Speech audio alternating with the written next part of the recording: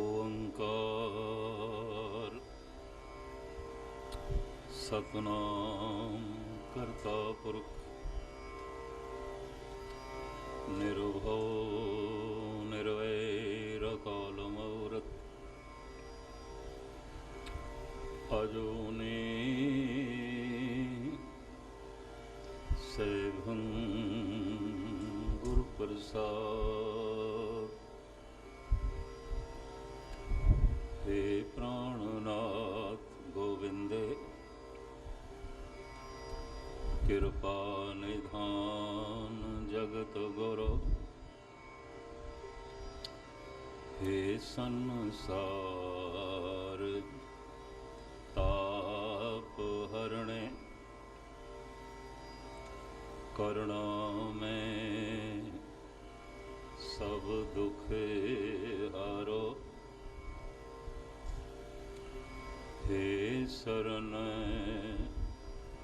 जोग दयाले दीनानाथ मया करो। शरीर स्वस्थ क्षीण समय सिमरंत नानक राम दामोदर माधवे।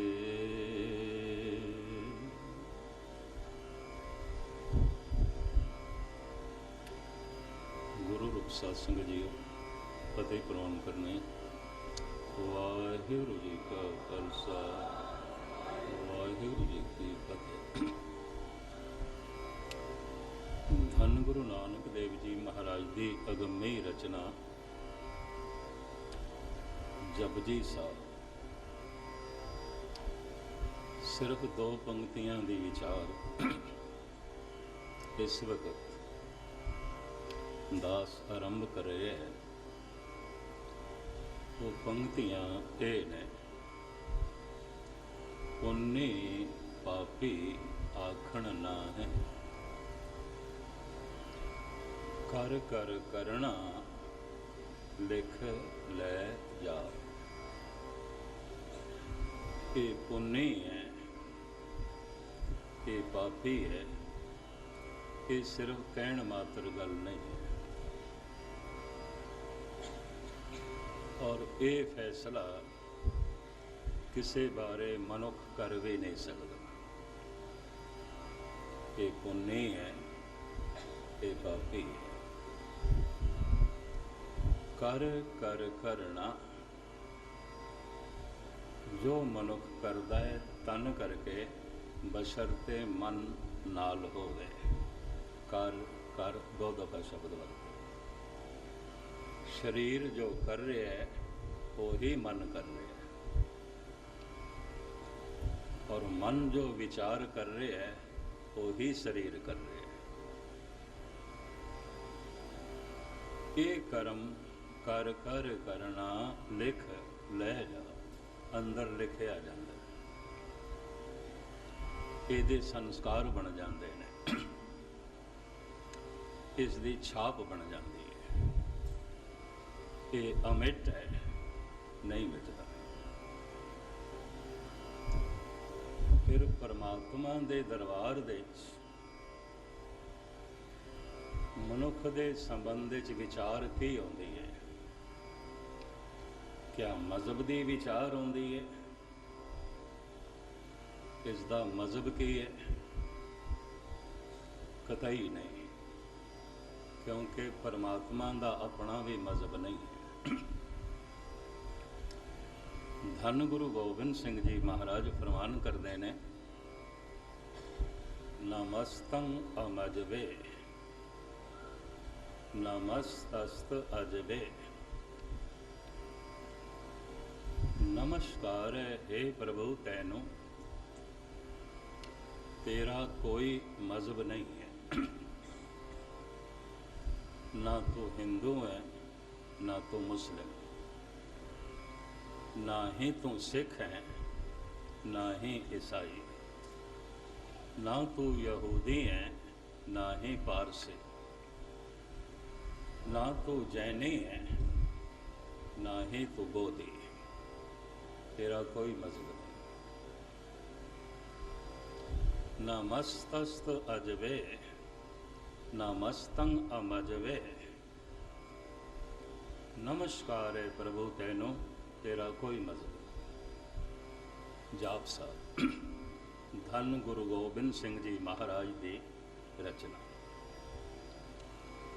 क्या उत्थे साड़ी जात दी विचार आउंदी है? कतई नहीं। परमात्मा की अपनी भी कोई जात नहीं है, ना तात है ना मात है ना जात है ना पात है। क्या फिर साडे रूप की विचार आउंदी है? कतई नहीं। उस निराकार दा अपना कोई रूप नहीं, अरूप है अनूप है, कोई रूप नहीं, कोई जात नहीं, कोई मजहब नहीं। जद वो स्वयं रूप नहीं रखता, जात नहीं रखता, मजहब नहीं रखता, फिर मनुख की जात पात रूप रंग और मजहब यदि वो विचार ही नहीं करता, क्योंकि उसका अपना भी नहीं है। फिर आखिर साडा की विचारिया जाता है? उस दे दरबार दे साडा की विचारिया जाता? हुण धन गुरु नानक देव जी महाराज दियां दूजियां दो पंक्तियां जपजी साहब दी।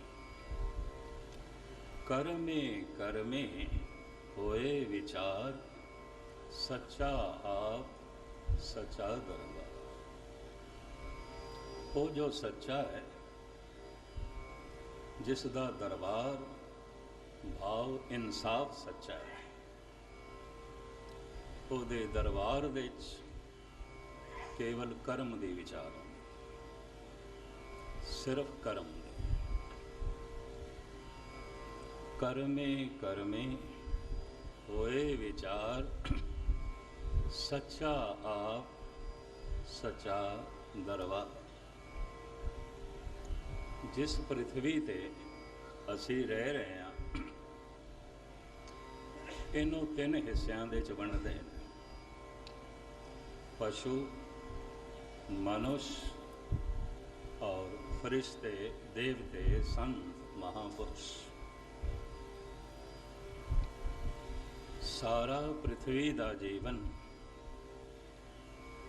इन्हां ही तीन श्रेणियां दे च वंडिया जा सकता: पशु, मनुष्य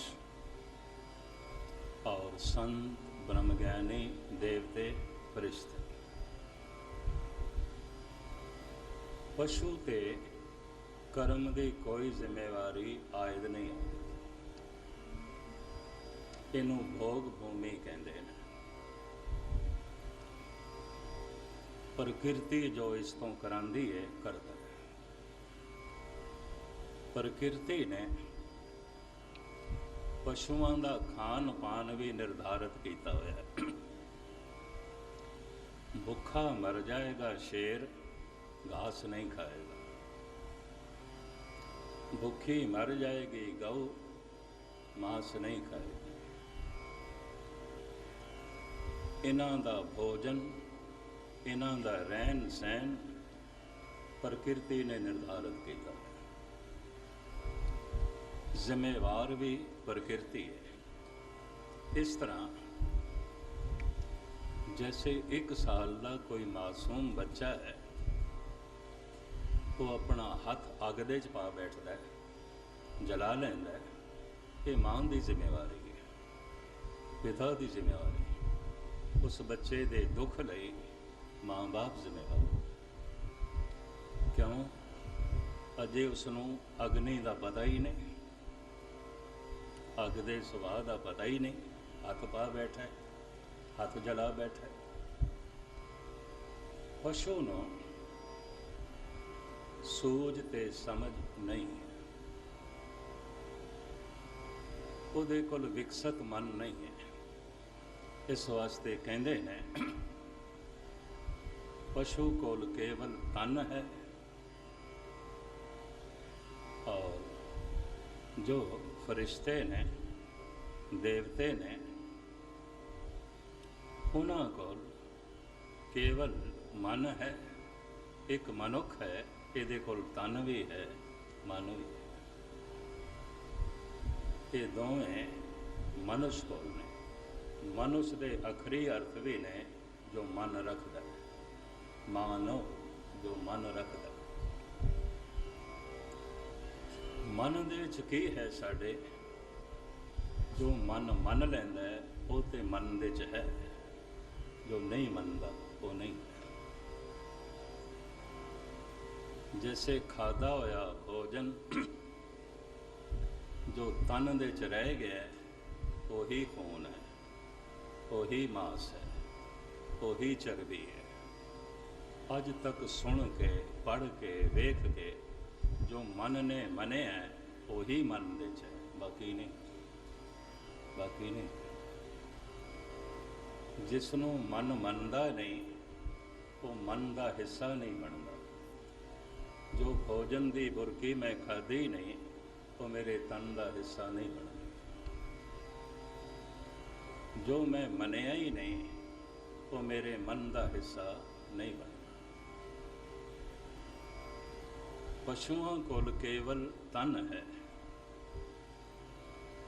ਦੇਵਤੇ ਕੋਲ ਕੇਵਲ ਮਨ ਹੈ, ਮਨੁਸ਼ ਕੋਲ ਤਨ ਵੀ ਹੈ, ਮਨ ਵੀ ਹੈ। ਹੁਣ ਹੋਰ ਅਰਜ਼ ਕਰਾਂ,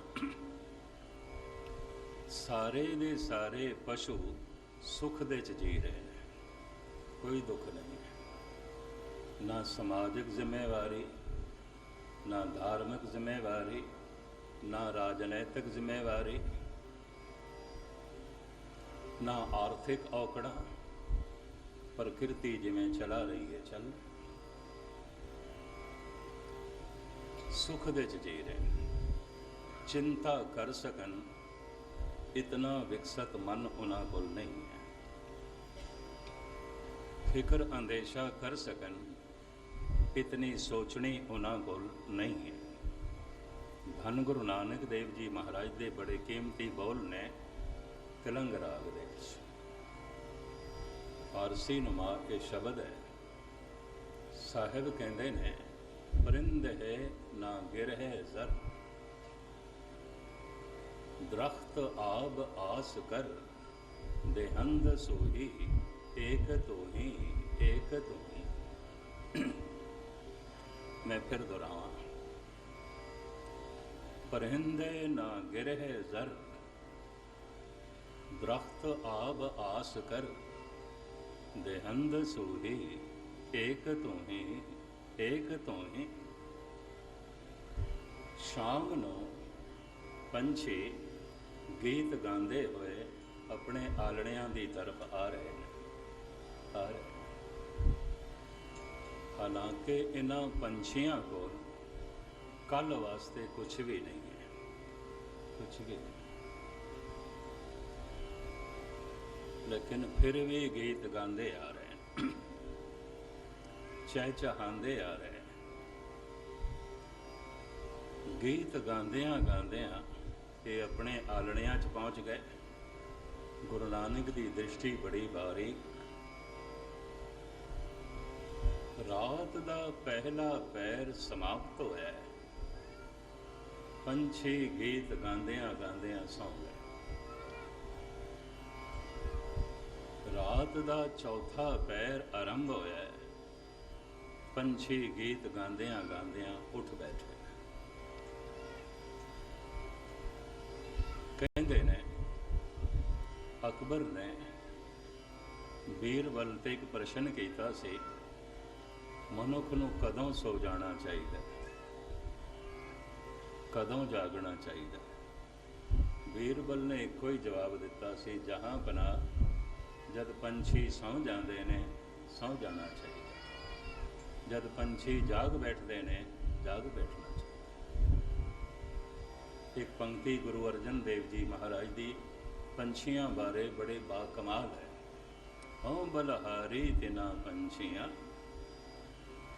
जंगल जिन्ना वास, कक्कर चुगन थल वसन, रब न छोड़न पास।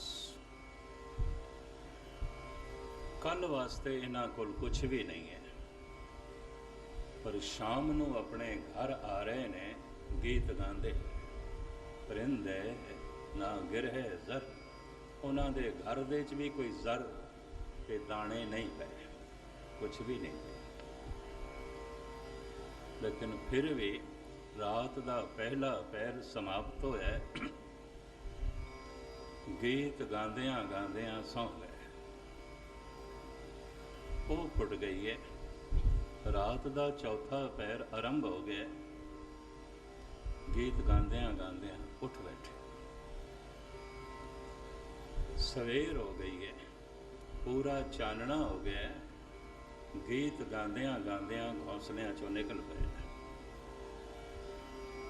दिन भर रिज़क दी तलाश, दाणियां दी तलाश, शामां पै गईयां, फिर गीत गांदे गांदे अपने आलणियां नूं आ रहे।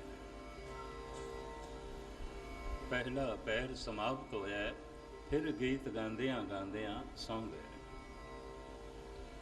चौथा पैर आरंभ होया, फिर गीत गांदियां गांदियां उठ बैठे ने। चानना हो गया, गीत गांदियां गांदियां आलणियां नूं छोड़ के रिज़क दी तलाश दे चल पए। मनुख नूं देखिए,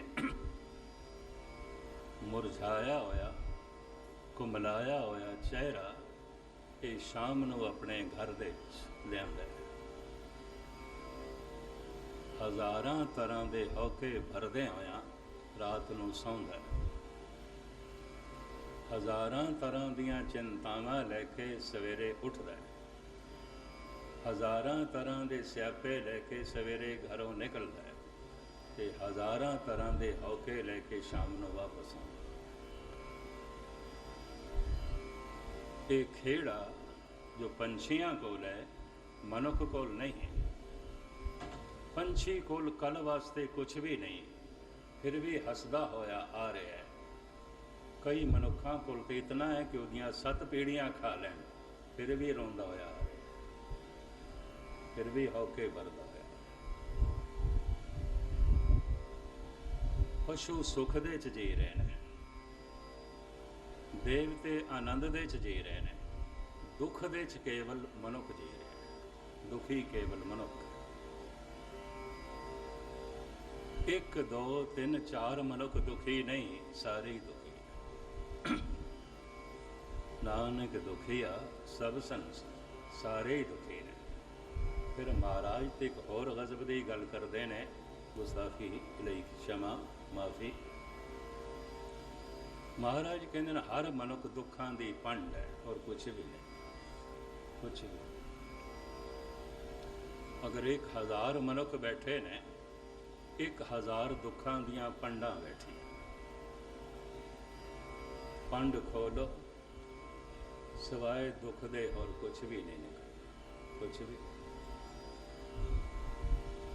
तुसी आखोगे मनुख दा दी इस पंड नूं खोलण दा ढंग है, एक ढंग है।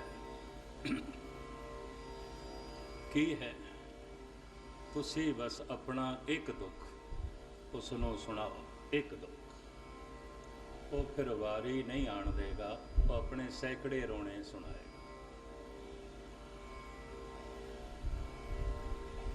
सियाणा मनुख कतई अपना दुख किसी दे अगों नहीं रखता, ये सियाणप की पहचान है। क्यों? उन्होंने पता है मैं अजे पंड खोलन लगांगा, उसने पहले ही खोल के रख देनी। गुरु नानक देव जी महाराज, किस पे खोलो गंठड़ी दुखी भर आए। मैं अपने दुखों की पंड किहदे अगों खोलां? मैं तो अजे खोलण ही लगदा, अगला पहले ही खोल के रख देंदा। उस्ताद ज़ौक ने इस संबंध अपना एक कीमती तजर्बा अनुभव एक शेर विच पेश किया। वो कहता है, मेरे चेहरे से गम आशकारा नहीं है,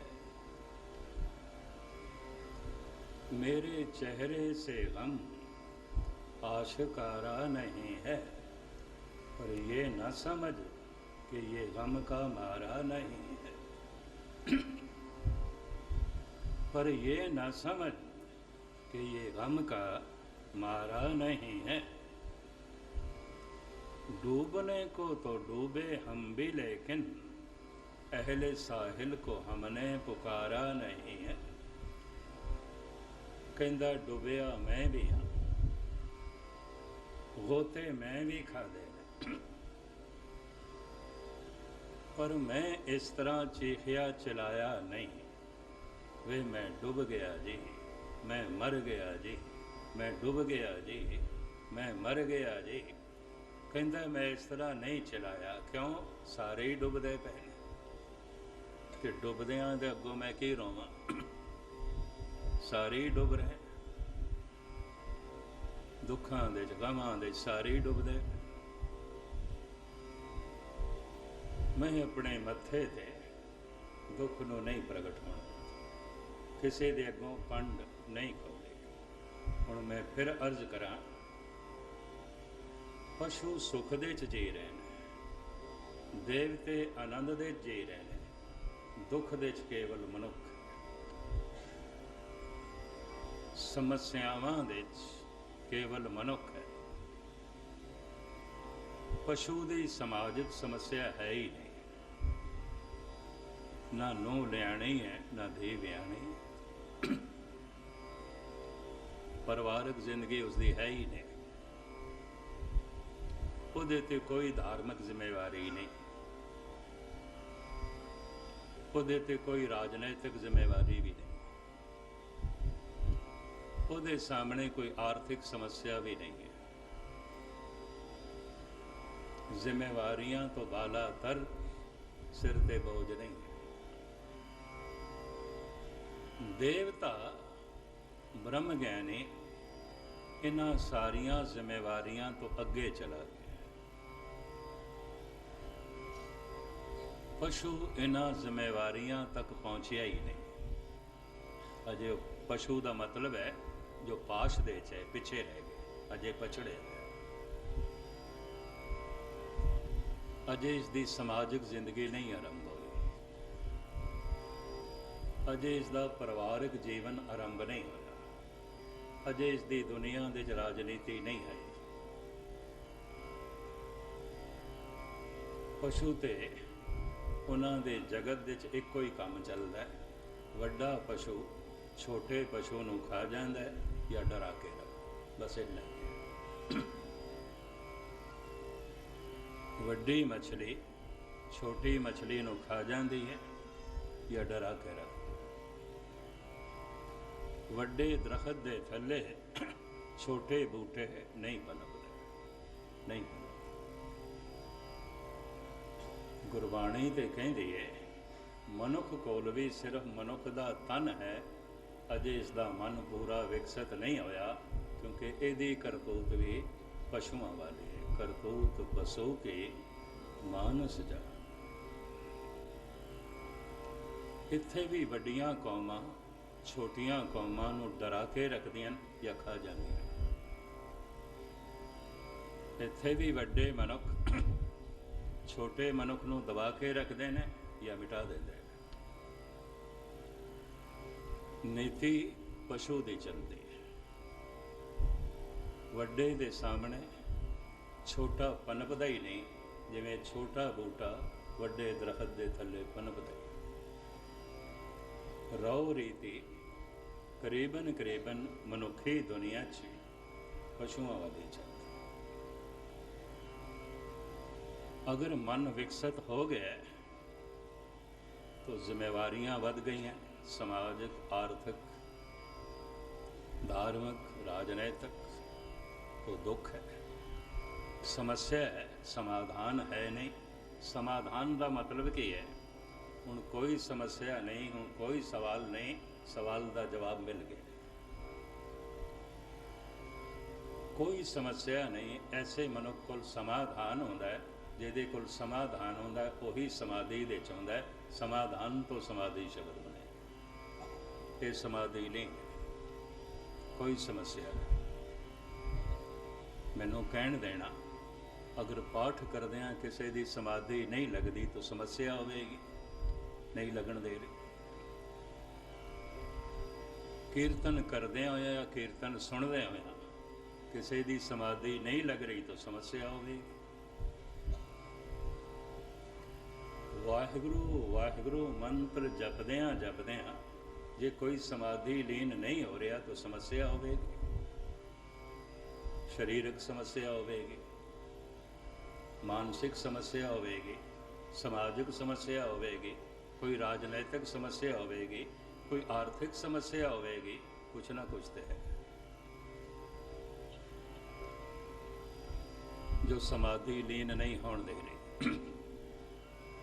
धार्मिक जगत दे च कहंदे ने मनुख दो तरह की जिंदगी जी सकता है, या समस्यावां दे च या समाधि दे च। समाधि दे कोई करोड़ां च एक, समस्यावां दे सारा जग, सारा जग। इस वास्ते गुरु नानक देव जी महाराज नूं कहना पिया, समस्या ते दुख है, सवाल ते दुख है। साडे देश दे दुखी बंदे नूं की कहंदे ने? सवाली है, ये ते सवाली है। धन गुरु नानक देव जी महाराज का जीवन पढ़ोगे, मैं पढ़ के हैरान हो जाना। सिद्ध गुरु नानक ते सवाल करते हैं। मौलवी आलम फाजल मक्के दे हाजी गुरु नानक ते सवाल करते हैं, पुछन खोल किताब, हिंदू वड्डा के मुसलमान। बड़े बड़े शहनशाह, बादशाह, राजे महाराजे गुरु नानक ते सवाल करते हैं। हरिद्वार बनारस दे पुरोहित ब्राह्मण गुरु नानक ते सवाल करते हैं। गुरु नानक किसी ते भी सवाल नहीं करते, सवालों का जवाब देंगे। तुसीं पढ़ लो, अद्धी बाणी गुरु नानक देव जी महाराज की किसी ब्राह्मण नूं समझाया, किसी जोगी नूं जवाब देंदे पे ने, किसी मौलवी नूं जवाब, किसी हाजी।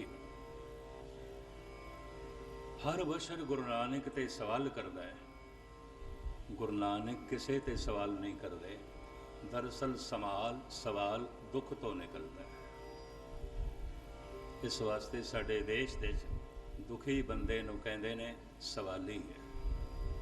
इत्थे कोई सवाल नहीं। जैसे मनुख बीमार है,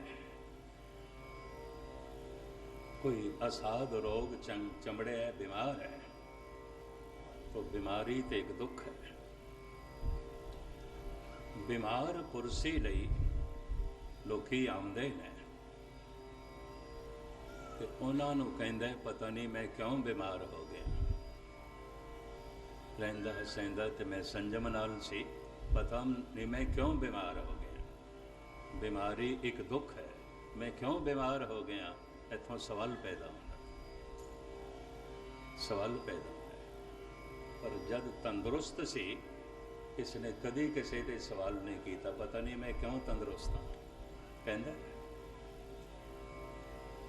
तंदुरुस्ती ते सुख है शरीर, सुख तो सवाल नहीं पैदा होंदा। दिवालिया हो गया, कारोबार दे च घाटा पै गया, बाल बाल करजाई हो गया, मित्र सनबंदी हमदर्द अफसोस जतांदे ने। एक कोई गल कहंदा, पता नहीं क्यों दिवालिया हो गया। बड़ी मेहनत करदा सी, मैं बड़ी लगन नाल काम करदा सी, पता नहीं क्यों घाटा पै गया। हुण घाटा एक दुख है, दुख सवालों को जन्म देता। पर जद इसनों लखां करोड़ां दा नफा चल रहा सी, इन्हें भुल के भी कभी नहीं आख्या पता नहीं मैनू क्यों नफा हो रहा है, क्यों नफा हो रहा है। नफे तो सवाल नहीं पैदा होता, नफा सुख है। सुख किसी भी सवाल नूं जन्म नहीं देंदा, दुख ही सवाल नूं जन्म देंदा है। सारे देश विदेशों का भ्रमण करदे होया अज तक तो मैनू सवाल ही मिले ने गुस्ताखी, कहते ने साडा ये प्रश्न है, साडा ये सवाल है। मैं भी उन्होंने कह देना ना मेरे भी कोई सवाल है, मेरे भी कोई प्रश्न। धन गुरु नानक देव जी महाराज कहते ने दुख तिसे पे आखिए सुख जिसे ही पास। अपना दुख ओनों सुनाओ जो सारे थोड़े दुख ले लवे ते थोड़ी पोटली दे सुख पा दे। अक्सर असी दुखों की पंड उहदे अगों खोलते हैं जिहड़ा दो चार दुख होर पा देंदा, अपने दुख सुना सुना के। हर मनुख दुखी है। हुण मैं फिर अर्ज करा, पशु सुख दे च जी रहे ने, देवते आनंद दे जी रहे ने, मनुख दुख दे च जी। मनुख आनंद दे च जी सके ते देवता बन सके, इस जमीन ने अज तक हज़ारां अवतार भेजे, छोटे वड्डे। समस्यावां दा हल करन वास्ते, समाधान देण वास्ते एक नहीं बेशुमार अवतार आए ने। पर डॉक्टर मोहम्मद इकबाल कहते ने हजारों खिजर पैदा कर चुकी है नस्ल आदम की, ये सब तस्लीम लेकिन आदमी अब तक भटकता है। कहता एक खिजर नहीं, एक अवतार नहीं, हजारां अवतार आ चुके ने और उन्होंने दे संदेश उपदेश मौजूद ने, पर मनुख तो अज भी दुखी, उसी तरह दुखी। समस्यावां दा हल नहीं होया। कारण जिन्हां समाज सुधारकां ने, जिन्हां राजनैतिक रहबरां ने समस्यावां दा समाधान पेश किया, उहदे नाल समाधान होया ने।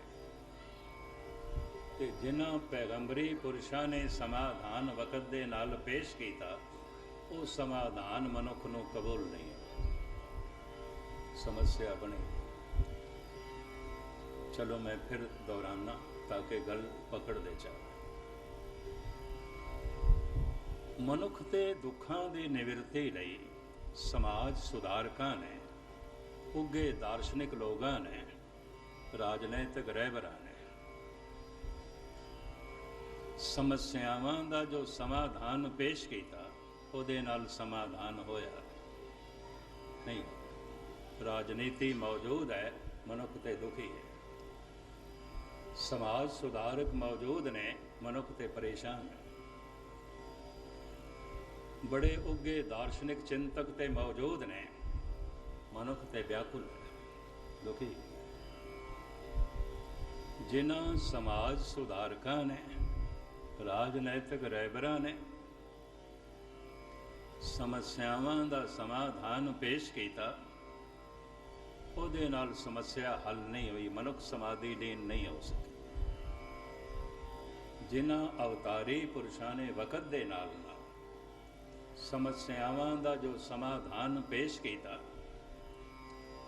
वो समाधान मनुख नूं कबूल ना होया, मनुख ने प्रवान नहीं किया, मनुख अज भी दुखी है। मैं अर्ज करां कि सारे अवतारी पुरुष एक जैसे नहीं हैं। क्यों? हर युग की हर समय की समस्या अलग अलग होती है। जैसे एक बच्चे की समस्या अलग है, एक जवान की समस्या अलग है, एक ज़ईफ बिरध मनुख की समस्या अलग है। बच्चे का समाधान बुढ़े ते नहीं थोपिया जा सकता। थोपोगे ਸਮੱਸਿਆ ਬਣੀ ਰਹੇਗੀ, ਉਸ ਬੁੱਢੇ ਦੇ ਦੁੱਖਾਂ ਦਾ ਹਰਨ ਨਹੀਂ ਹੋਵੇਗਾ। ਬੁੱਢੇ ਦੀ ਸਮੱਸਿਆਵਾਂ ਦਾ ਸਮਾਧਾਨ ਬੱਚੇ ਤੇ ਨਹੀਂ ਥੋਪਿਆ ਜਾ ਸਕਦਾ, ਨਹੀਂ ਥੋਪਿਆ ਜਾ ਸਕਦਾ। ਸਮੱਸਿਆ ਬਣੀ ਰਹੀ। ਇਹਨਾਂ ਅਵਤਾਰੀ ਪੁਰਸ਼ਾਂ ਦੇ ਸਾਹਮਣੇ ਵੱਖ-ਵੱਖ ਮਨੁੱਖ ਸਨ। ਸਮੇਂ ਦਾ ਰੋਗ ਸੀ, तो समय ਦਾ ਜਦ ਰੋਗ ਸੀ, ਉਸ ਤਰ੍ਹਾਂ ਦਾ ਸਮਾਧਾਨ ਉਹਨਾਂ ਨੇ ਪੇਸ਼ ਕੀਤਾ। ਕੋਈ ਵੀ ਅਵਤਾਰੀ ਪੁਰਸ਼ ਆਪਣੇ ਸਮੇਂ ਵਿੱਚ ਪੂਰਨ ਹੈ, ਮੁਕੰਮਲ ਹੈ, ਕੋਈ ਵੀ ਅਧੂਰਾ ਨਹੀਂ। ਇਤਨੀ ਮੈਂ ਅਰਜ਼ ਕਰਦਾ। ਸਮੇਂ ਦਾ ਰੋਗ, ਸਮੇਂ ਦੀ ਸਮੱਸਿਆ। ਧੰਨ ਗੁਰੂ ਨਾਨਕ ਦੇਵ ਜੀ ਮਹਾਰਾਜ ਨੇ ਵੀ ਵਕਤ ਦੀਆਂ ਸਮੱਸਿਆਵਾਂ ਦਾ ਸਮਾਧਾਨ ਪੇਸ਼ ਕੀਤਾ ਹੈ। ਜਿਹੜੀ ਉਹਨਾਂ ਦੀ ਉਮਤ ਕਹਿਲਾਂਦੀ ਹੈ ਸਿੱਖ, ਗੁਸਤਾਖੀ ਮਾਫ ਮੈਨੂੰ ਕਹਿਣ ਦੇਣਾ, ਇਹ ਸਮਾਧਾਨ ਉਹਨਾਂ ਨੇ ਵੀ ਕਬੂਲ ਨਹੀਂ ਕੀਤਾ। ਇਸ ਕਰਕੇ ਦੁਖੀ ਹੈ। ਇਹ ਖੁਲਾਸਾ ਮੈਂ ਤੁਹਾਡੇ ਸਾਹਮਣੇ ਰੱਖਾਂ। ਸੁੱਖ ਦੇ 'ਚ ਜੀ ਰਹੇ ਨੇ ਪਸ਼ੂ, ਕਿਉਂਕਿ ਕੋਈ ਸਮੱਸਿਆ ਹੀ ਨਹੀਂ ਸਮਾਜਿਕ, ਆਰਥਿਕ, ਧਾਰਮਿਕ, ਰਾਜਨੀਤਿਕ, ਮਾਨਸਿਕ। ਆਨੰਦ ਦੇ 'ਚ ਜੀ ਰਹੇ ਨੇ ਬ੍ਰਹਮ ਗਿਆਨੀ ਦੇਵਤੇ, ਸਮੱਸਿਆਵਾਂ ਤੋਂ ਪਾਰ ਹੋ ਗਏ। ਦੁਖੀ ਕੇਵਲ ਮਨੁੱਖ। ਮਨੁੱਖ ਕਿਉਂ ਦੁਖੀ ਹੈ? ਆਖਿਰ ਦੁੱਖ ਦਾ ਕੋਈ ਬੀਜ ਹੋਵੇਗਾ, ਲਾਜ਼ਮੀ ਬੀਜ ਹੋਵੇਗਾ। ਉਸੇ ਬੀਜ ਨੂੰ ਕਰਮ ਕਹਿੰਦੇ ਨੇ। ਪਸ਼ੂ ਭੋਗ ਭੂਮੀ ਹੈ, ਭੋਗਣ ਲਈ ਆਏ ਨੇ, ਕੁਝ ਕਰਨ ਲਈ ਨਹੀਂ। ਇਹੀ ਕਾਰਨ ਹੈ ਹਜ਼ਾਰਾਂ ਸਾਲ ਪਹਿਲੇ ਜਿੱਥੇ ਪਸ਼ੂ ਸਨ, ਅੱਜ ਵੀ ਉੱਥੇ ਹੈ। ਉਹ ਕੁਝ ਕਰਨ ਲਈ ਨਹੀਂ ਆਏ, ਸਿਰਫ ਭੋਗਣ ਲਈ ਆਏ ਨੇ। ਮਨੁੱਖ ਕੁਝ ਕਰਨ ਲਈ ਆਇਆ ਹੈ। ਇਸ ਵਾਸਤੇ ਹਜ਼ਾਰਾਂ ਸਾਲ ਪਹਿਲੇ ਜਿੱਥੇ ਮਨੁੱਖ ਸੀ, ਅੱਜ ਨਹੀਂ ਹੈ, ਬਹੁਤ ਅੱਗੇ ਚਲਾ। ਪਹਾੜਾਂ ਦੀਆਂ ਕੰਦਰਾਵਾਂ ਦੇ 'ਚ ਰਹਿਣ ਵਾਲਾ ਮਨੁੱਖ ਅੱਜ ਫਲਕ ਬੋਸ ਇਮਾਰਤਾਂ ਦਾ ਮਾਲਕ ਹੈ। ਕੇਲੇ ਦੇ ਪੱਤਿਆਂ ਤੇ ਬੋੜ ਦੀ ਛਾਲ ਦੇ ਨਾਲ ਆਪਣਾ ਤਨ ਢੱਕਣ ਵਾਲਾ ਮਨੁੱਖ ਅੱਜ ਹਜ਼ਾਰਾਂ ਤਰ੍ਹਾਂ ਦੇ ਕੱਪੜਿਆਂ ਦਾ ਜਨਮ ਦਾਤਾ। ਜੰਗਲਾਂ ਦੇ ਫਲ ਫੁੱਲ ਤੇ ਸ਼ਿਕਾਰ ਕਰਕੇ ਮਾंस ਖਾਣ ਵਾਲਾ ਇਹ ਮਨੁੱਖ ਜੰਗਲਾਂ ਵਿੱਚ ਅੱਜ ਹਜ਼ਾਰਾਂ ਤਰ੍ਹਾਂ ਦੇ ਪਕਵਾਨਾਂ ਦਾ ਜਨਮ ਲੈਂਦਾ। ਇੱਕ ਥਾਂ ਤੋਂ ਦੂਸਰੀ ਥਾਂ ਤੇ ਪੈਦਲ ਚੱਲਣ ਵਾਲਾ ਇਹ ਮਨੁੱਖ ਅੱਜ ਆਵਾਜ਼ ਤੋਂ ਵੀ ਤਿੱਖੇ ਹਵਾਈ ਜਹਾਜ਼ਾਂ ਦਾ ਜਨਮ ਦਾਤਾ। ਹਜ਼ਾਰਾਂ ਸਾਲ ਜੋ ਪਹਿਲੇ ਜੀਂਦਾ ਸੀ, ਉਸ ਤਰ੍ਹਾਂ ਨਹੀਂ ਜੀ ਰਹੇ। ਇਸ਼ਾਰਿਆਂ ਨਾਲ ਗੱਲ ਕਰਨ ਵਾਲਾ ਮਨੁੱਖ ਹਜ਼ਾਰਾਂ ਤਰ੍ਹਾਂ ਦੀਆਂ ਭਾਸ਼ਾਵਾਂ ਦਾ ਜਨਮ ਦਾਤਾ। ਪੱਥਰਾਂ ਦੇ ਉੱਤੇ ਲਿਖਣ ਵਾਲਾ ਮਨੁੱਖ ਅੱਜ ਹਜ਼ਾਰਾਂ ਤਰ੍ਹਾਂ ਦੇ ਛਾਪੇ ਖਾਨਿਆਂ ਦਾ ਜਨਮ ਦਾਤਾ। ਆਪਣੀ ਹਿਫਾਜ਼ਤ ਕਰਦਾ ਸੀ। ਇਹਦੇ ਕੋਲ ਦੋ ਹਥਿਆਰ ਸਨ, ਜੋ ਹੈ ਦੰਦ ਤੇ ਨਾਖੂਨ। ਲੜ ਪੈਂਦੇ ਸਨ, ਨਾਖੂਨ ਚਬੋ ਦੇਣੇ ਜਾਂ ਕੱਟ ਖਾਣ।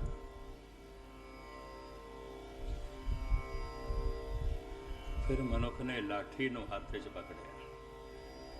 ਜੈਸੇ ਜੈਸੇ ਮਨੁੱਖ ਸੰਪੰਨ ਹੁੰਦਾ ਗਿਆ, ਖਤਰਾ ਵੱਧਦਾ ਗਿਆ, ਖਤਰਾ ਵੱਧਦਾ ਗਿਆ। ਸੰਪੰਨਤਾ ਨਾਲ ਹੀ ਖਤਰਾ ਵੱਧਦਾ ਗਿਆ।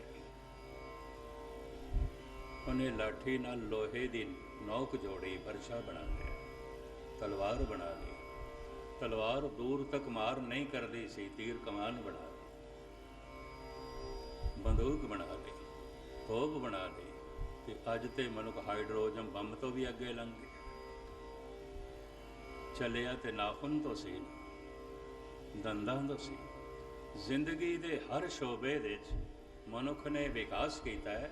ਹਜ਼ਾਰਾਂ ਸਾਲ ਪਹਿਲੇ ਜਿੱਥੇ ਪਸ਼ੂ ਸਨ, ਅੱਜ ਵੀ ਉੱਥੇ। ਗੁਰਨਿਆਂ ਦੇ 'ਚ ਰਹਿੰਦੇ ਸਨ ਸ਼ੇਰ, ਅੱਜ ਵੀ ਗੁਰਨਿਆਂ 'ਚ। ਘੋਂਸਲਿਆਂ ਦੇ 'ਚ ਰਹਿੰਦੇ ਸਨ ਪੰਛੀ, ਅੱਜ ਵੀ ਘੋਂਸਲਿਆਂ 'ਚ। लेकिन मनुख ने जिंदगी के हर शोबे दे विच विकास किया है, बाहरों किया है, ये कुछ कर सकता है और ये करन नाल ही ये सारा विकास होया है। रेलां मोटरां गड्डियां बनिया ने, पलक बोस इमारतां बनिया ने, हज़ारां तरह के पहरावे कपड़े बने ने, बड़ा कुछ जो है जगत संवरिया होया है, शिंगारिया गया। मनुख कुछ कर सकता है। इस वास्ते मनुख नूं कहंदे ने करम भूमि। करम भूमि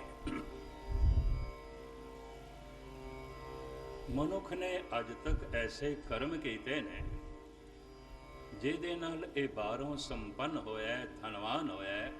मनुख का भविष्य केवल धनवान होना नहीं है, मनुख का भविष्य है भगवान होना, परमात्मा होना। शायद मैं जिक्र किया है कि नहीं, फरवरी के महीने च होने मैं कानपुर से ते दिल्ली तो मैनू किसी ने फोन किया, मस्कीन जी सुनिया तुसी भविष्य वक्ता भी हो, भविष्य की गल भी दसदे हो। मैं क्या हाँ दसदे हो। कहन लग्या कि हुण तुसी आओगे ना दिल्ली, 21-22 फरवरी दास ने आना सी, किधरे पोस्टर लगे सन, उन्हें पढ़े सी। असी तुहाडे कोल आवांगे भविष्य पुछण लई। मैं क्या मेरे कोल आण दी लोड़ नहीं, मैं हुणे फोन ते ही दस देना तुहानूं तुहाडा भविष्य की है। हुणे ही दस दोगे? मैं कहा हाँ हुणे ही दस दो। तो की है साडा भविष्य? सारी मनुखता का एको ही भविष्य है, भगवान होना, परमात्मा। हर जन ऐसा चाहिए जैसा हर ही है। बिगड़ियो कबीरा राम दुआई, साच भयो अन कते न जाई। कबीर कहते मैं तो सच हो गया। हुण परमात्मा भी सच है, कबीर कहते आपां भी सच हो गए। सागर ते सागर है, पर वो बूंद भी मान कर सकती है, मैं भी सागर हाँ जो सागर दे चलीन हो गई, वो भी मान कर सकती है। कबीर कहते ना हुण कबीर कबीर नहीं रहा, हुण कबीर राम हो गया। अब तो जाए चढ़े सिंहासन, मिले हैं सारंग पानी। राम कबीरा एक भय हैं, कोई ना सके पछाने। हर मनुख का भविष्य है राम होना, हर मनुख का भविष्य है भगवान होना। धनवान होना भविष्य नहीं है।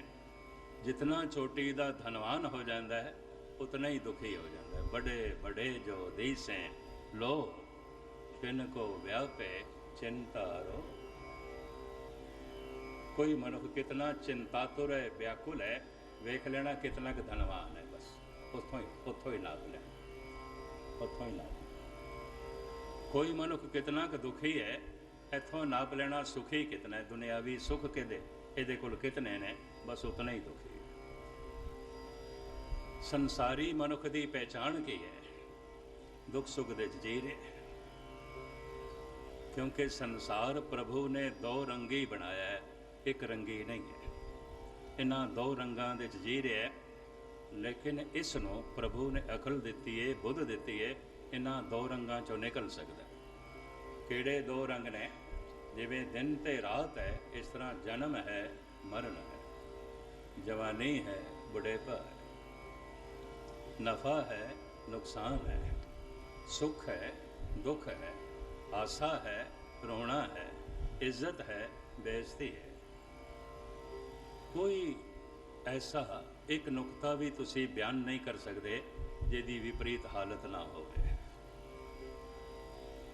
कुछ भी तुसी कहो, फलाना ते बड़ा बलवान है तो कोई कमज़ोर भी होवेगा, फलाना ते बड़ा सुंदर है कोई करूप भी होवेगा, फलाना तो बड़ा सियाणा है कोई मूड़ भी होवेगा। कल्ला इत्थे जगत विच कुछ है ही नहीं। हर जन्म मरण दे नाल जुड़े होया है। मैनू कहण देना, जिहड़ा मनुख जितना सियाणा होवेगा शिखर दा, उतना ही मूड़ होवेगा। जद भी उहदे कोल गलती होवेगी उतनी वड्डी होवेगी जितना वड्डा वो सियाणा है। मनुखता कई दफ़ा अगर बर्बाद हुई है बहुत छोटी दे सियाणे मनुखा करके, क्योंकि उन्होंने कोल गलती बहुत वड्डी होंदी है। ਛੋਟੀ ਨਹੀਂ ਹੁੰਦੀ। ਛੋਟੇ ਮਨੁੱਖਾਂ ਕੋਲ ਛੋਟੀ ਗਲਤੀ ਹੁੰਦੀ ਹੈ, ਵੱਡੇ ਮਨੁੱਖਾਂ ਕੋਲ ਗਲਤੀ ਵੀ ਵੱਡੀ ਹੁੰਦੀ ਹੈ। ਇੱਕ ਮਾਮੂਲੀ ਖੂਹ ਦਾ ਪਾਣੀ, ਖਾਲ ਦਾ ਪਾਣੀ ਕਿਧਰੇ ਗਲਤ ਵਗਣ ਲੱਗ ਪਏ, ਇਹਦੇ ਨਾਲ ਕੋਈ ਤਬਾਹੀ ਨਹੀਂ ਆਉਂਦੀ। ਪਰ ਜੇ ਕਿਧਰੇ ਦਰਿਆ ਆਪਣਾ ਰੁਖ ਮੋੜ ਲਵੇ, ਸ਼ਹਿਰਾਂ ਦੇ ਸ਼ਹਿਰ ਗਰਕ ਹੋ ਜਾਂਦੇ, ਕਸਬਿਆਂ ਦੇ ਕਸਬੇ ਗਲਤ ਹੋ। ਜਦ ਪ੍ਰਤਿਸ਼ਠਿਤ ਸ਼ਕਤੀਸ਼ਾਲੀ ਮਨੁੱਖ, ਸਿਆਣਾ ਮਨੁੱਖ ਜਦ ਗਲਤੀ ਕਰਦਾ, ਉਹ ਗਲਤੀ ਛੋਟੀ ਨਹੀਂ ਆਉਂਦੀ। ਉਹ ਤਾਂ ਇੰਝ ਆਉਂਦੀ ਹੈ ਜਿਵੇਂ ਦਰਿਆ ਹੜ੍ਹ 'ਤੇ ਆਇਆ ਅਤੇ ਰੁਖ ਮੋੜ ਗਿਆ, ਬੜੀ ਬਰਬਾਦੀ ਨੂੰ ਜਨਮ ਦੇਵੇਗਾ। ਮਨੁੱਖਤਾ ਦੀ ਅੱਜ ਤੱਕ ਜੋ ਬਹੁਤ ਵੱਡੀ ਤੋਂ ਵੱਡੀ ਬਰਬਾਦੀਆਂ ਹੋਈਆਂ ਨੇ, ਵੱਡਿਆਂ ਮਨੁੱਖਾਂ ਕਰਕੇ ਹੋਈਆਂ, ਛੋਟੇ ਮਨੁੱਖਾਂ ਕਰਕੇ ਨਹੀਂ ਹੋਈਆਂ। ਛੋਟਾ ਮਨੁੱਖ ਕਰ ਹੀ ਨਹੀਂ ਸਕਦਾ। ਜਗਤ ਦੋ ਰੰਗੀ ਹੈ, ਹਾਸੇ ਨੇ, ਰੋਣੇ ਨੇ। ਇਹ ਚਿਕਨੇ ਚੁਪਣੇ ਚਿਹਰੇ, ਇਹ ਮੁਸਕਰਾਉਂਦੇ ਹੋਏ ਚਿਹਰੇ ਪਤਾ ਨਹੀਂ ਕਿਤਨਾ ਗਮ ਛੁਪਾਈ ਬੈਠੇ ਨੇ, ਇਹ ਵੀ ਮਹਿਸੂਸ ਕਰਦੇ। ਇਹ ਹੱਸਦੇ ਹੋਏ ਮਨੁੱਖ ਪਤਾ ਨਹੀਂ ਕਿਤਨਾ ਰੋਣਾ ਛੁਪਾਈ ਬੈਠੇ। ਦੋ ਰੰਗੇ, ਜਨਮ ਹੈ, ਮਰਨ ਹੈ, ਜਵਾਨੀ ਹੈ, ਬੁਢੇਪਾ ਹੈ, ਸੁਖ ਹੈ, ਦੁੱਖ ਹੈ, ਹਾਸੇ ਨੇ, ਰੋਣੇ ਨੇ, ਨਫਾ ਹੈ, ਨੁਕਸਾਨ ਹੈ, ਇੱਜ਼ਤ ਹੈ, ਬੇਇੱਜ਼ਤੀ ਹੈ। ਹੁਣ ਮੈਂ ਦੇਖਦਾ ਦੋ ਤਰ੍ਹਾਂ ਦੇ ਭਗਤ ਗੁਰੂ ਗ੍ਰੰਥ ਸਾਹਿਬ ਜੀ ਮਹਾਰਾਜ ਦੇ 'ਚ ਬੈਠੇ ਨੇ। ਇਹ ਦੋ ਭਗਤ ਵੀ ਮੈਂ ਤੁਹਾਡੇ ਸਾਹਮਣੇ ਕਰ ਦੇਵਾਂ, ਦੋ ਤਰ੍ਹਾਂ ਦੇ ਨੇ। ਪਹਿਲੀ ਸ਼੍ਰੇਣੀ 'ਚ ਭਗਤ ਕਵੀ ਹੈ। ਇਹ ਕਹਿੰਦੇ ਨੇ, ਹੇ ਪਰਿਪੂਰਨ ਪਰਮਾਤਮਾ, ਕਮ ਸੇ ਕਮ ਮੈਂ ਤੇਰੇ ਕੋਲ ਦੁਨਿਆਵੀ ਸੁੱਖ ਨਹੀਂ ਮੰਗਦਾ। ਇਸ ਢੰਗ ਨਾਲ ਤਾਂ ਫਿਰ ਪਹਿਲਾ ਹੀ ਭਗਤ ਹੈ। ਕਹਿੰਦਾ, ਸੁਖ ਮੰਗਤ ਦੁੱਖ ਆਗਲ ਆਵੇ, ਸੋ ਸੁਖ ਹਮੋ ਨਾ ਮੰਗਿਆ ਭਾਵੇ। ਕਿਹੜਾ ਮਨੁੱਖ ਹੈ ਜਿਹੜਾ ਮੰਦਰ ਮਸਜਿਦ ਗੁਰਦੁਆਰੇ ਸੁੱਖ ਨਹੀਂ ਮੰਗਦਾ? ਕਬੀਰ ਕਹਿੰਦੇ ਮੈਂ ਨਹੀਂ ਮੰਗਦਾ। ਇਹ ਪਰਮਾਤਮਾ, ਮੈਂ ਤੇਰੇ ਕੋਲ ਸੁੱਖ ਨਹੀਂ ਮੰਗਦਾ। ਹੈਰਾਨਗੀ ਕਿਉਂ? ਸੁਖ ਮੰਗਤ ਦੁੱਖ ਆਗਲ ਆਵੇ। ਮੈਂ ਤੇਰੀ ਨਿਯਮਾਵਲੀ ਨੂੰ ਸਮਝ ਲਿਆ, ਤੂੰ ਕੱਲਾ ਸੁਖ ਬਣਾਇਆ ਹੀ ਨਹੀਂ। ਸੁਖ ਦੇ ਮੁਕਾਬਲੇ ਦੁੱਖ ਹੈ, ਜਨਮ ਦੇ ਮੁਕਾਬਲੇ ਮਰਨ ਹੈ, ਜਵਾਨੀ ਦੇ ਸਾਹਮਣੇ ਬੁਢੇਪਾ ਹੈ। ਮੈਂ ਜਨਮ ਹੀ ਨਹੀਂ ਮੰਗਦਾ ਤਾਂ ਮਰਨ ਆਪੇ ਗਿਆ। मैं जवानी ही नहीं मंगता तो बुढ़ेपा आपे ही ख़त्म। मैं सुख ही नहीं मंगता, दुख आपे ही ख़त्म। मैं नहीं मांगता। सुख मांगत दुख आगल आवे, सो सुख हमो ना मांगया भावे। कबीर कहते हैं असी नहीं मंगते, तेरे कोल सुख नहीं मंगते, तेरे नियम का पता चल गया। दूसरे भगत ने नामदेव, ये दोवें गल्लां ही औखियां ने। नामदेव कहते ने, जे राज दें तां कवन वडाई, जे भीख मंगाए तां क्या घट जाए। जे तू मैनू छत्रपति राजा बना देवें ते मेरा वध की जाना है, ते जे तू दर दर दा भिखारी बना देवें मेरा घट की जाना है। मैनू राजा होना भी कबूल, मैनू भिखारी होना भी कबूल। या ते मनुख दोहां दा त्याग करे या दोहां नू कबूल करे तो दोहां तो ऊपर उठ जाएगा आनंदमयी अवस्था। संसारी किस नू कहते ने? जन्म कबूल है, मरण नहीं। मरदे दम तक लोग जन्मदिन मनाते। हैरानगी, हो गया जन्म, गुस्ताखी माफ। एक बच्चा जन्मदिन मनावे, चलो माफ। एक जवान जन्मदिन मनावे, दिमाग नू ताले लाए होणगे। हो गया जन्म, काफ़ी चिर हो गया। पर एक बुढ़ा भी जन्मदिन मनाए, पैर कबर दे च पिया, मनांदा जन्मदिन पिया। आप दी ज्ञात दी लई अर्ज करा, धर्म दी साधना दा जन्म मरण नू कबूलन नाल होंदा है, जन्म नू कबूलन नाल नहीं। जो जन्मदिन मना रहे है, भावें कुछ हो जाए, ये मनुख धार्मिक नहीं हो सकता। धर्म तो इत्थों आरंभ होंदा है, पहला मरण कबूल, जीवन की छड़ास। जन्म तो हो गया, हुण जन्म का दूसरा पहलू है मरण कबूल कर। या तो दोवें कबूल कर या दोहां का त्याग कर। संसारी जन्म कबूल है, मरण नहीं। जवानी कबूल है, बुढ़ेपा नहीं। जवान नूं ते बुढ़ेपा कबूल नहीं है, बदकिस्मती बुढ़े नूं भी बुढ़ेपा कबूल नहीं है। मैं अपने ढंग नाल देखिया 5-10 बुढ़े किधरे बैठे हो ना, जवानी दियां गल्लां करदे ने, बचपन दियां गल्लां करदे ने, पिछे दियां गल्लां करदे ने, अगे दियां गल्लां नहीं करदे। क्यों? एक बच्चा अगर अगे वेखे तो की है जवानी, एक जवान अगर अगे वेखे तो की है बुढ़ेपा, तो एक बुढ़ा अगर अगे वेखे तो की है मौत। तो बुढ़ा रिवर्स गेयर ला लेता है, पिछे मुड़ता, जबकि गुरबाणी कहती है अगां को तरह पिछा फेर ना मोड़ड़ा, नानक सिंज एह आवार बहुड़ ना होवे जन्म दा। हुण इत्थे एक प्रश्न खड़ा होंदा है, मनुख की उम्र के वधण दे नाल नाल दुख वधदे जांदे ने। एक बच्चा इतना दुखी नहीं जितना जवान है, एक जवान इतना दुखी नहीं जितना बुढ़ा है। उम्र के वधद्यां समस्यावां वधदियां, उम्र के वधद्यां दुख वधदे ने। इंज कह लेना कोई मनुख कितना दुखी है उसकी उम्र वेख लेना, गुस्ताखी बात। धार्मिक ज्ञान यही कुछ कहता है। होर भी सुन लेना, कोई मनुख कितना औगणहारा है उसकी उम्र वेख लेना, उम्र के वधद्यां औगण वधदे ने, नहीं घटते नहीं। एक बच्चे च इतने औगण नहीं आते जितने जवान दे च आते हैं, एक जवान दे च इतने औगण नहीं आते जितने बुढ़े दे च आते हैं। औगणा का जन्म होंदा है अहंकार तो, लोभ तो, वासना तो। एक बच्चे दे अंदर ये वासना, ये लोभ, ये अहंकार अजे सुता होया है। जागया तो थोड़ा जिहा जागया, समस्या छोटियां। एक बच्चा इतना हंकारी नहीं है जितना जवान है, और एक जवान इतना हंकारी नहीं है जितना बुढ़ा है।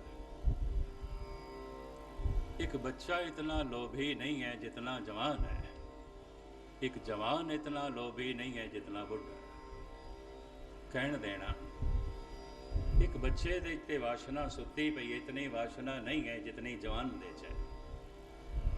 एक जवान दे अंदर जितनी वासना है उस तो अनंत गुणा ज्यादा बुढ़े दे च। शरीर बिरध हो जाता है, ये नाल वासना बुढ़ी नहीं आती, हंकार बुढ़ा नहीं आता, लोभ बुढ़ा नहीं आता।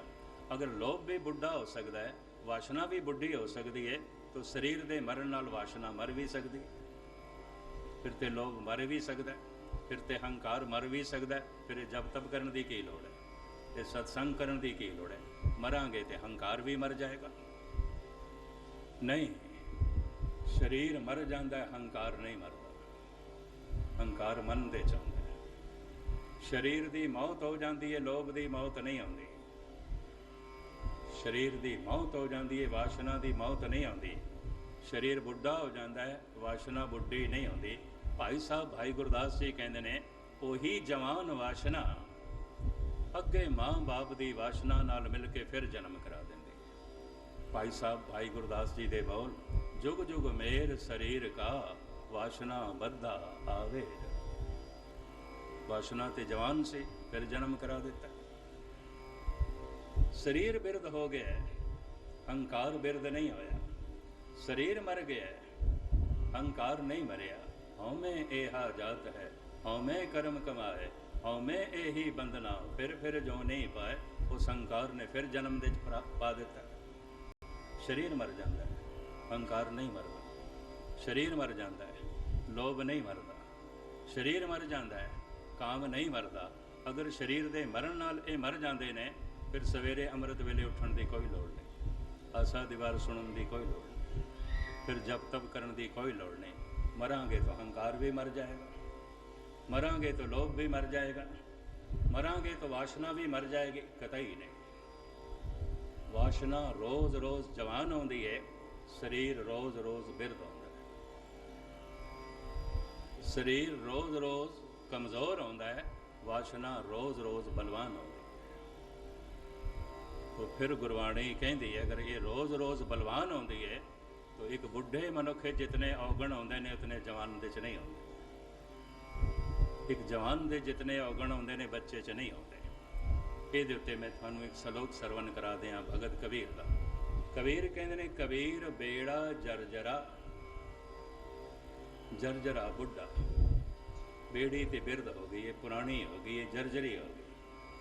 ਕਬੀਰ ਬੇੜਾ ਜਰਜਰਾ, ਫੂਟੇ 6,000, ਛਿੱਦਰ ਹਜ਼ਾਰਾਂ। ਸਿਆਣੇ ਮਨੁੱਖ ਜਾਣਦੇ ਨੇ, ਬੇੜੀ 'ਚ ਇੱਕੋ ਵੀ ਛਿੱਦਰ ਹੋਵੇ ਨਾ, ਇੱਕੋ ਬੇੜੀ ਡੁੱਬੇਗੀ, ਤੇ ਜੇ ਹਜ਼ਾਰਾਂ ਛਿੱਦਰ ਹੋਵਨ, ਪਾਰ ਹੋਣ ਦੀ ਸੰਭਾਵਨਾ ਹੋ ਸਕਦੀ ਹੈ। ਕਬੀਰ ਬੇੜਾ ਜਰਜਰਾ, ਫੂਟੇ 6,000, ਛਿੱਦਰ ਤੇ ਹਜ਼ਾਰਾਂ ਨੇ। ਉਮਰ ਦੇ ਵੱਧਦਿਆਂ ਛਿੱਦਰ ਵੱਧ ਜਾਂਦੇ ਨੇ। ਇਹ ਗੱਲ ਵੱਖਰੀ ਹੈ, ਲੋਕਾਂ ਨੂੰ ਨਹੀਂ ਪਤਾ ਚੱਲਦਾ, ਕਿਉਂਕਿ ਛਿੱਦਰ ਸਾਰੇ ਮਨ ਦੇ ਚਾਹੁੰਦੇ ਨੇ। ਹੰਕਾਰ ਮਨ ਦੇ ਚਾਹੁੰਦਾ ਹੈ, ਲੋਭ ਮਨ ਦੇ ਚਾਹੁੰਦਾ ਹੈ, ਵਾਸ਼ਨਾ ਮਨ ਦੇ ਚਾਹੁੰਦੀ ਹੈ, ਔਰ ਮਾਨਸਿਕ ਕਰਮ ਕਰੀਬਨ ਗਲਤ ਹੁੰਦੇ ਰਹਿੰਦੇ ਨੇ। ਗੁਸਤਾਖੀ ਮਾਫ, ਇਹਨੂੰ ਧਾਰਮਿਕ ਲੋਕ ਇੰਜ ਕਹਿੰਦੇ ਨੇ, ਤਨ ਸਤਸੰਗ ਦੇ 'ਚ ਬੈਠਾ ਹੁੰਦਾ, ਮਨ ਕੁਸੰਗਤ ਕਰ ਰਿਹਾ ਹੁੰਦਾ। ਇੱਕੋ ਹੀ ਸਮੇਂ ਸਤਸੰਗ ਤੇ ਕੁਸੰਗ ਚੱਲਦਾ ਰਹਿੰਦਾ ਹੈ। ਜ਼ਬਾਨ ਪਾਠ ਪਈ ਕਰ ਰਹੀ ਹੈ, ਮਨ ਕੁਝ ਹੋਰ ਅਲਾਪ ਰਿਹਾ ਹੈ। ਤਨ ਗੁਰੂ ਕੋਲ ਬੈਠਾ ਹੈ, ਮਨ ਕਿਸੇ ਹੋਰ ਥਾਂ ਤੇ, ਔਰ ਅਕਸਰ ਮਨ ਗਲਤ ਥਾਵਾਂ ਤੇ। ਇਸ ਵਾਸਤੇ ਕਹਿੰਦੇ ਨੇ, ਤਨ ਸਤਸੰਗ ਦੇ 'ਚ ਬੈਠਾ ਹੈ, ਮਨ ਕੁਸੰਗਤ ਕਰ। ਸਤਸੰਗ ਤੇ ਕੁਸੰਗ ਇੱਕੋ ਸਮੇਂ ਚੱਲਦੇ। ਸਤਸੰਗ ਦਿਖਾਈ ਦਿੰਦਾ ਲੋਕਾਂ ਨੂੰ, ਕੁਸੰਗਤ ਦਿਖਾਈ ਨਹੀਂ ਦਿੰਦੀ। ਮਨ ਕੀ ਕਰ ਰਿਹਾ ਕਿਸੇ ਨੂੰ ਪਤਾ ਨਹੀਂ। ਇੱਥੇ ਸਟੇਜ ਤੇ ਬੈਠਾ, ਅੰਦਰ ਮੇਰਾ ਮਨ ਕੀ ਸੋਚਦਾ ਰਹਿੰਦਾ, ਤੁਹਾਨੂੰ ਕੀ ਪਤਾ, ਤੇ ਮੈਨੂੰ ਕੀ ਪਤਾ ਤੁਸੀਂ ਕੀ ਸੋਚ ਰਹੇ, ਵਿਚਾਰਾਂ 'ਚ ਕੀ ਚੱਲ ਰਿਹਾ। ਇਸ ਵਾਸਤੇ ਸਾਹਿਬ ਕਹਿੰਦੇ ਨੇ, ਜਹ ਪ੍ਰਸਾਦ ਤੇਰੇ ਅਨਕ ਛਿੱਦਰ ਢਾਕੇ। ਇਹ ਤੇ ਪ੍ਰਭੂ ਦੀ ਮਿਹਰਬਾਨੀ ਹੈ, ਉਹਨੇ ਤੇਰੇ ਸਾਰੇ ਛਿੱਦਰ ਢੱਕ ਕੇ ਰੱਖੇ ਹੋਏ ਨੇ। ਪੜੋਸੀ ਨੂੰ ਵੀ ਨਹੀਂ ਪਤਾ ਤੂੰ ਕੀ ਸੋਚਦਾ ਰਹਿੰਦਾ, ਪਤਨੀ ਨੂੰ ਵੀ ਨਹੀਂ ਪਤਾ ਤੂੰ ਕੀ ਸੋਚਦਾ ਰਹਿੰਦਾ, ਪਤੀ ਨੂੰ ਵੀ ਨਹੀਂ ਪਤਾ ਪਤਨੀ ਦੇ ਵਿਚਾਰਾਂ 'ਚ ਕੀ ਚੱਲਦਾ ਰਹਿੰਦਾ। ਜੈ ਪ੍ਰਸਾਦ ਤੇਰੇ ਅਨਕ ਛਿੱਦਰ ਢਾਕੇ। ਇਹ ਤੇ ਪ੍ਰਮਾਤਮਾ ਨੇ ਪਰਦਾ ਪਾਇਆ ਹੈ। ਤੋ ਕਬੀਰ ਕਹਿੰਦੇ ਨੇ, ਬੇੜੀ ਪੁਰਾਣੀ ਹੋ ਗਈ, ਛਿੱਦਰ ਹਜ਼ਾਰਾਂ ਹੋ ਗਏ। ਕਬੀਰ ਬੇੜਾ ਜਰਜਰਾ, ਫੂਟੇ 6,000, ਹਰੂਏ ਹਰੂਏ ਤਿਰ ਗਏ, ਬੂਢੇ ਜਿਨ ਸਿਰ ਬਾਰ। ਭਾਰ ਵੀ ਬੜਾ ਲੱਦ ਲਿਆ, ਇੱਕ ਤੇ ਬੇੜੀ ਪੁਰਾਣੀ, ਇੱਕ ਛਿੱਦਰ ਹਜ਼ਾਰਾਂ, ਇੱਕ ਭਾਰ ਬੜਾ ਲੱਦ ਲਿਆ। ਹੁਣ ਰੋਜ਼ ਰੋਜ਼ ਭਾਰ ਵਧਾਣਾ ਜੋ ਹੈ ਘਟਾਣਾ ਚਾਹੀਦਾ ਸੀ, ਇਹ ਵਧਾਈ ਜਾ ਰਿਹਾ ਹੈ। ਆਪਣੀ ਜ਼ਿੰਮੇਵਾਰੀ ਦੇ ਨਾਲ ਨਾਲ ਹੁਣ ਪੋਤਰਿਆਂ, ਪੜਪੋਤਰਿਆਂ, ਦੋਤਰਿਆਂ ਦੀ ਜ਼ਿੰਮੇਵਾਰੀ ਵੀ ਚੁੱਕ ਲਿਆ, ਭਾਰ ਵਧਾਈ ਜਾ। ਬੇੜੀ ਪੁਰਾਣੀ, ਛਿੱਦਰ ਹਜ਼ਾਰਾਂ ਨੇ, ਭਾਰ ਲੱਦਦਾ ਪਿਆ, ਬੂਢੇ ਜਿਨ ਸਿਰ ਬਾਰ। ਤੋ ਕਬੀਰ ਕਹਿੰਦੇ, ਤੇ ਡੁੱਬਣਗੇ, ਇਹ ਤੇ ਬੇੜਾ ਗਰਕ ਹੋਵੇਗਾ, ਇਹ ਤੇ ਡੁੱਬਣਗੇ। ਹੁਣ ਇੱਥੇ ਗੁਰਬਾਣੀ ਕਹਿੰਦੀ ਹੈ, ਅਗਰ ਬੇੜੀ ਡੁੱਬ ਗਈ ਹੈ, ਜ਼ਿੰਮੇਵਾਰੀ ਤੇਰੀ ਹੈ, ਪਰਮਾਤਮਾ ਦੀ ਨਹੀਂ। ਕਿਉਂ? ਇਹਨਾਂ ਪੰਕਤੀਆਂ ਦਾ ਖੁਲਾਸਾ ਫਿਰ ਮੈਂ ਹੁਣ ਸਵੇਰੇ ਕਰਾਂਗਾ। ਪੁੰਨੀ ਪਾਪੀ ਆਖਣ ਨਾ ਹੈ। ਇਹ ਪੁੰਨੀ ਹੈ, ਇਹ ਪਾਪੀ ਹੈ, ਇਹ ਕਹਿਣ ਮਾਤਰ ਗੱਲ ਨਹੀਂ ਹੈ। ਕਰ ਕਰ ਕਰਨਾ ਲਿਖ ਲੈ ਜਾ। ਅਸੀਂ ਜੋ ਕਰਦੇ ਹਾਂ ਉਸਦੇ 'ਚ ਮਨ ਵੀ ਸ਼ਾਮਲ ਹੋਵੇ, ਉਹ ਅੰਦਰ ਲਿਖਿਆ ਜਾਂਦਾ ਹੈ, ਸੰਸਕਾਰ ਬਣਦਾ ਹੈ। ਤਨ ਨਾਸ ਹੋ ਜਾਂਦਾ ਹੈ, ਸੰਸਕਾਰ ਨਾਸ ਨਹੀਂ ਹੁੰਦਾ। ਲਿਖਿਆ ਹੋਇਆ ਨਾਸ ਨਹੀਂ ਹੁੰਦਾ। ਜਿੱਥੇ ਲਿਖਿਆ ਜਾਂਦਾ ਹੈ, ਜਿਹਦੇ ਵਿੱਚ ਲਿਖਿਆ ਜਾਂਦਾ ਹੈ, ਉਹੀ ਚਿੱਤਰ ਗੁਪਤ ਹੈ। ਇਹ ਲਿਖਿਆ ਹੋਇਆ ਕੋਈ ਕੋਈ ਪੜ੍ਹਦਾ ਹੈ। ਮਹਾਰਾਜ ਕਹਿੰਦੇ ਨੇ, ਹੈ ਤੇ ਬੜਾ ਇਹ ਸਿਆਣਾ, ਲੇਕਿਨ ਫਿਰ ਵੀ ਇਆਣਾ ਹੈ। ਕਾਇਆ ਕਾਗਦ ਮਨ ਪਰਵਾਣਾ, ਸਿਰ ਕੇ ਲੇਖ ਨਾ ਪੜ੍ਹੇ ਇਆਣਾ। ਬੜਾ ਕੁਛ ਪੜ੍ਹ ਲੈਂਦਾ, ਬੜਾ ਪੜ੍ਹਾ ਲਿਖਾ ਹੈ, ਪਰ ਸਿਰ ਦੇ ਲੇਖ ਪੜ੍ਹਨ ਦੀ ਜਾਚ ਇਹਨੂੰ ਨਹੀਂ ਆਉਂਦੀ। ਆਪਣੇ ਸੰਸਕਾਰਾਂ ਨੂੰ ਪੜ੍ਹਨ ਦੀ ਜਾਚ ਇਸ ਨੂੰ ਨਹੀਂ ਆਉਂਦੀ। ਆਪਣੇ ਸੁਭਾਅ ਨੂੰ ਪੜ੍ਹਨ ਦੀ ਜਾਚ, ਦੇਖਣ ਦੀ ਜਾਚ ਇਸ ਨੂੰ ਨਹੀਂ ਆਉਂਦੀ। ਵੱਡੇ ਤੋਂ ਵੱਡਾ ਪੜ੍ਹਾ ਲਿਖਾ ਦਾਰਸ਼ਨਿਕ ਚਿੰਤਕ ਇਸ ਮਾਮਲੇ 'ਚ ਇਆਣੇ ਦਾ ਇਆਣਾ ਹੈ। ਗੁਰੂ ਨਾਨਕ ਦੇਵ ਜੀ ਮਹਾਰਾਜ ਕਹਿੰਦੇ ਨੇ, ਕਾਇਆ ਕਾਗਦ ਮਨ ਪਰਵਾਣਾ, ਸਿਰ ਕੇ ਲੇਖ ਨਾ ਪੜ੍ਹੇ ਇਆਣਾ। ਇਹ ਜੋ ਅਸੀਂ ਕਰਦੇ ਹਾਂ, ਅੰਦਰ ਲਿਖਿਆ ਜਾਂਦਾ ਹੈ, ਕਿਸ ਵਿਧੀ ਵਿਧਾਨ ਦੇ ਮੁਤਾਬਕ ਲਿਖਿਆ ਜਾਂਦਾ ਹੈ, ਅੰਜਾਮ ਕੀ ਆਉਂਦਾ ਹੈ, ਇਹ ਫਿਰ ਮੈਂ ਤੁਹਾਡੇ ਸਾਹਮਣੇ ਸਵੇਰੇ ਰੱਖਣ ਦੀ ਨਿਮਾਣੀ ਕੋਸ਼ਿਸ਼ ਕਰਾਂਗਾ। ਜਪਜੀ ਸਾਹਿਬ ਦੀਆਂ ਇਹਨਾਂ ਹੀ 4 ਪੰਕਤੀਆਂ ਨੂੰ ਆਧਾਰ ਬਣਾ ਕੇ ਪੁੰਨੇ ਪਾਪੀ ਆਖਣ ਨਾ। ਦੂਸਰਾ, ਉਸ ਸੱਚੇ ਦੇ ਦਰਬਾਰ ਦੇ ਵਿੱਚ ਕਰਮੇ ਕਰਮੇ ਹੋਏ ਵਿਚਾਰ। ਨਾ ਤੇਰਾ ਮਜ਼ਹਬ ਦੇਖਿਆ ਜਾਏਗਾ, ਨਾ ਤੇਰੀ ਜ਼ਾਤ ਪਾਤ, ਨਾ ਤੇਰਾ ਰੂਪ ਰੰਗ, ਨਾ ਤੇਰੀ ਬਿਰਾਦਰੀ। ਉੱਥੇ ਸਿਰਫ ਤੇਰੇ ਕਰਮਾਂ ਦੇ ਵਿਚਾਰ। ਕਰਮੇ ਕਰਮੇ ਹੋਏ ਵਿਚਾਰ, ਸੱਚਾ ਆਪ ਸੱਚਾ ਦਰਬਾਰ। इतनी सेवा इस वक्त प्रवान करने। दास ने 10 बजे श्री बंगला साहब दे हाज़री भरनी है। उत्थे अज भाई साहब भाई नंद लाल जी का जन्मदिन मनाया जा रहा है। अफगानी संगत, काबल की संगत, चूँकि भाई नंद लाल गजनी दे सन। गजनी दे उन्हां दा स्थान भी बनया होया सी, बड़ा सुंदर गुरुद्वारा। दास कई दफ़ा उत्थे कथा करके आया। तो ये अफगानिस्तान तो आई हुई संगत बंगला साहब दे भाई साहब भाई नंद लाल जी का जन्मदिन मना रही है। बहुत वड्डे पद्धर ते बहुत सारे जत्थे पहुँचे हुए ने। दास ने भी 10 तो 11 उत्थे जो है हाज़री भरनी है। सवेरे का समा भी 8 तो 9 है। दास तो पहले बच्ची नवनीत कौर, दोवें भैणां जो चंडीगढ़ तो आईयां ने, बहुत सुंदर कीर्तन करदियां ने और संगीत दे उन्होंने काफ़ी मुहारत हासिल की हुई है। उन्होंने शब्द कीर्तन आप सरवण कराना है। आप समय सिर पहुँचने की कृपालता करनी। सारियां दा हार्दिक तौर पर धन्यवाद। भुल चुक दी क्षमा। वाहिगुरू जी का खालसा वाहिगुरू।